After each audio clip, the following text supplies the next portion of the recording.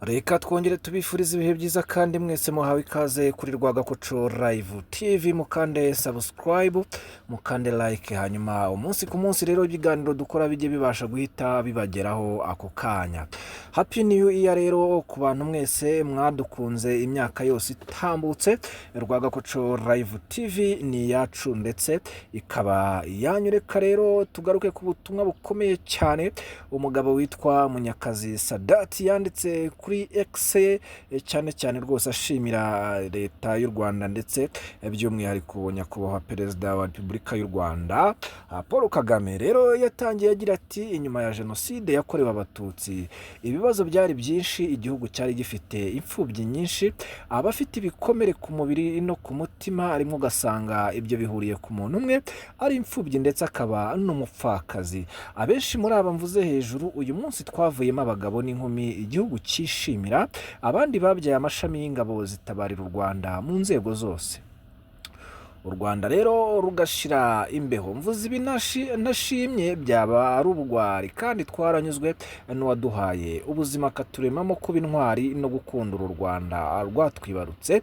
Ubu rero nta wundi ni nyakubahwa madamu Jeannette Kagame. Iyo ntangiye rero kuvuga kuri uyu mubyeyi amagambo yanjye aba make, kuko ni umubyeyi ufite igisobanuro kinini kuri njyewe ubwanjye, umuryango wanjye hamwe n'abandi benshi barimo n'abasoma ubu butumwa nanditse aka kanya.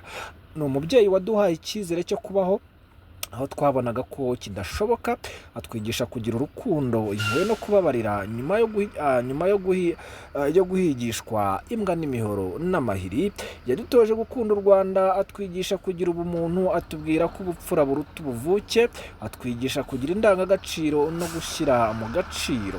Burya umwigisha mwiza rero n'umwarimu ukora ibyo avuga. Ibi byose rero mvuze hejuru ni igisobanuro cy'ubuzima bwe, kuko njye namubonyemo umubyeyi ufite umutima ukwirwamo abantu bose, kandi rwose natwe ntabwo tuzamutenguha. Mubyeyi, buri munsi duharanira guhesha agaciro inama zawe waduhaye, nibyo twakwigiyeho. Niyo rero dutsitaye twizera mu mitima yacu imbabazi ku bwawe. Uku rwose ni ku mutima wanjye n'abandi benshi nkanjye utubwira. Mu myaka 31 rero nakwigiyeho byinshi, birimo no kudatezuka kuba umuntu no kuba imfura. Ntiwigeze uhagarika guteza imbere uburezi bw'abari n'abategarugori, ukomeza kwita ku batishoboye, imfubyi n'ababyeyi b'intwaza n'ibindi byinshi ntarondora. Urubyiruko nshuti zanjye rero tugira amahirwe ko intwari zo kwigiraho tukiri kumwe nazo, ntibidusaba gusoma ibitabo byinshi. Nyakubahwa madamu Jeannette Kagame ni igisobanuro cy'umubyeyi w'imfura akaba inkotanyi, igisobanuro cy'umubyeyi w'u Rwanda.